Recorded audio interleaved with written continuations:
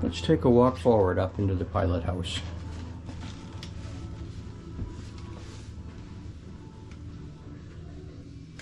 We see lots of visibility up here. Out the starboard side, obviously forward, port side, and we have access to our port side through this door here, which leads us into a protected opening out to the port walkway or up a stairway up to the boat deck and the flybridge. It's kind of nice to have that protection when there's blowing rain that you need to get up there.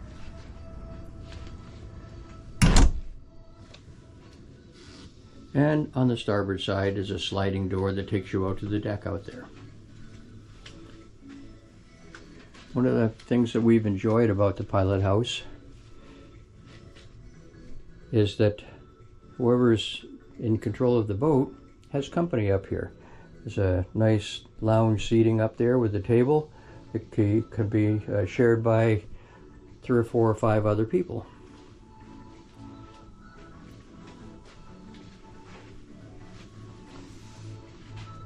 And here's our control station.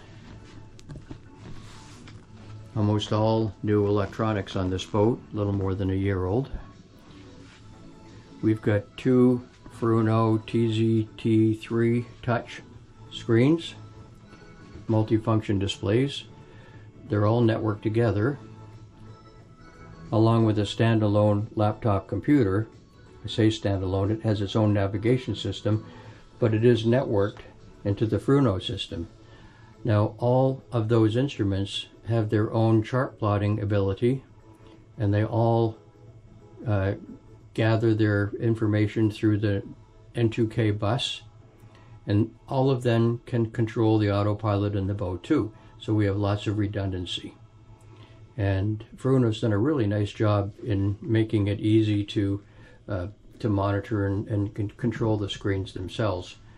You can set them up in a number of different ways, so we won't dive into this, but it's as simple as this. We see this is set up such that we've got chart plotter on the left, we've got our cameras showing up on the right, and the depth sounder, fish finder, in the lower right. So if we wanted to change a different view of that, say we only wanted to look at the cameras, that takes the whole monitor and dedicates it to the cameras themselves. And we can click through the different views. Say, for example, you wanted to go look and see what's going on in the engine room. You can zoom right into different parts and make sure there's no smoke, investigate any problems that may be coming from that. Or you can scroll through them all too. Here's a aft facing camera from up on the mast. You can see the water behind you if you're underway, and obviously the forward facing camera. If you zoom in up ahead, it's got some very good resolution and graphics. And if you set this to be recording on, and if you set this for recording on the NVR, you could be out underway and see whales broaching in front of you and breaching, or any other activity. So we'll come back here and go to our screen that we had before, which was the chart plotter, the camera, and the depth sounder.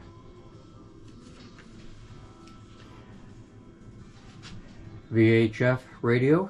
There's one here, there's one up in the Flybridge, and that's integrated with an AIS system by AMEC, which also has Bluetooth. So if you happen to have an iPad with, say, its own navigation system, you can take in all the Bluetooth AIS and populate your own iPad screen.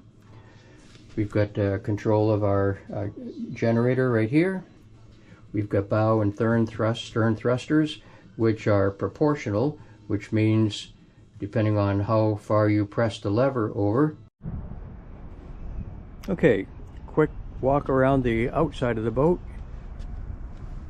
This is the forward deck. We see the Ultra anchor here, 220-pound anchor with 400 feet of 3/8 high tensile chain, backed up by 250 feet of 3/4 inch 3-strand line. Chain locker right here, it's very deep. We've got foot controls for the windlass. That's in addition to the auto anchor control in the Pilothouse, which tells you how many feet of chain rode that you've got out, along with full control of the chain windlass from inside the Pilothouse itself. We've got large storage compartments in the front of the boat. One has both saltwater and freshwater spigots in it for washdown of either the anchor or the boat itself. Flybridge up top with a spotlight, searchlight. Okay, we'll walk down the port side.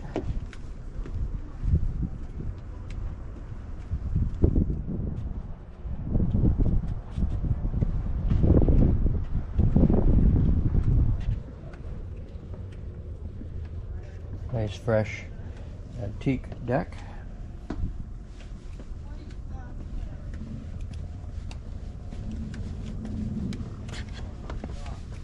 One of the things you feel really secure about on this boat is the high sides. You never feel like you're going to be falling over, no matter what the sea conditions are. The air intake and exhaust for the main engines are all inside the bulwarks here, and they're also doubled up. If you could see the configuration of that, there's no way of getting salt water in the boat as long as it's above the water. We've got scuppers here to drain the water out, along with deck drains itself. And now we come back to the cockpit, which is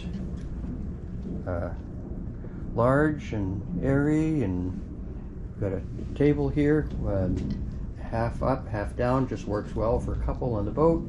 Here's our access to the lazarette down below, and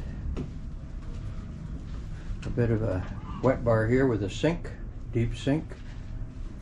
We've got a new plancha grill, gas grill, and over here under this is our aft control station, which is rudder control, speed, direction, and thrusters. And it works great for putting your boat in the slip, controlling it from back here, because you have great sight lines. If you turn looking aft here, you're controlling from this right here. You've got good visibility. So we go forward now, up the starboard side.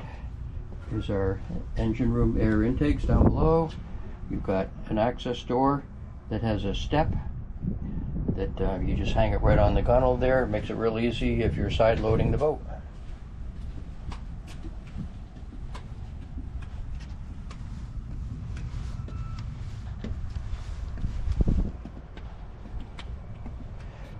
Notice the high sides and the high railings too. We're probably close to, the bow is probably 10 or 12 feet above the waterline, so this thing can handle some bigger water pretty easily. Well, now we're on the port side. Gotta keep myself straight here as I look backwards. And this is the access stairs, companionway up to the boat deck and the flybridge. You can see it has a very large boat deck. Somebody said you could have a dance up here. Tender. We have a freezer underneath that cover. And there's storage in front of the freezer. There's also a hose bib. And fender storage brackets over here that fold down when they're not in use. Obviously you see kayak with kayak racks on both sides of the boat. Our crane over here is a steelhead 1500. It's a hydraulically controlled and operated crane.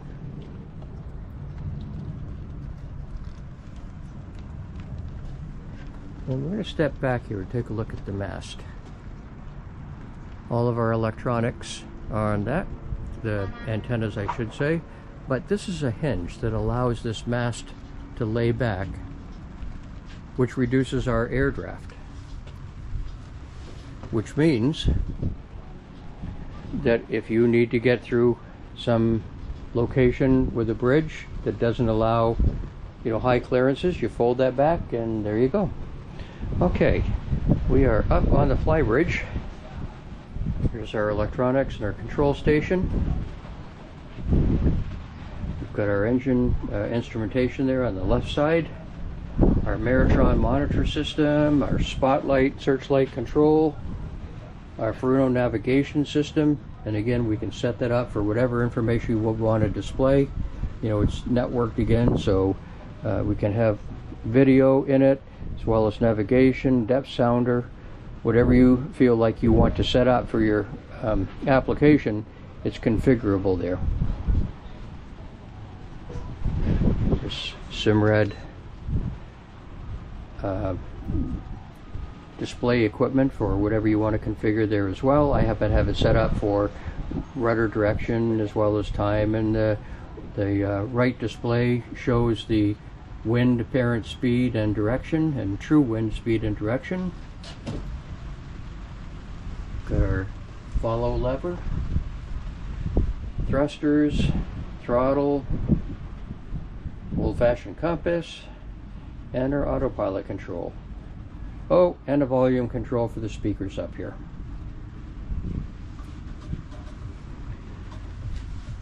We have access on both the starboard and the port side to a huge storage space there that you can climb in there and take a picnic lunch almost. But you can put lots of cushions and spare equipment, and you can put an awful lot of equipment forward there. A beautiful Stid chair that's new. We've got our propane locker on the port side, and our table that folds up and with a cover when it's not being used.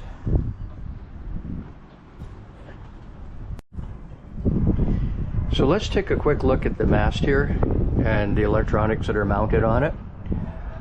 On the forward section, we've got the Furuno NXT series radar, digital radar, which integrates directly with the Furuno navigation system, and it is amazing for seeing what you can't see in the dark and in the fog. Even will tell you what targets it's picked up on that are moving either towards you in red or away from you in green. Air horns. We've got a VHF antenna and an AIS antenna. We've got PepWave Wi-Fi and PepWave cell, and they go down into a router down below with Wi-Fi for networking the boat. We also have Starlink up there. So with Starlink, we rarely use the Wi-Fi or the cell. Starlink works so amazing. Up on the mast, obviously, we have a camera, digital camera, IP camera, and our nav light and weather station. And back down to the mast with a hinge that will fold either forward or back.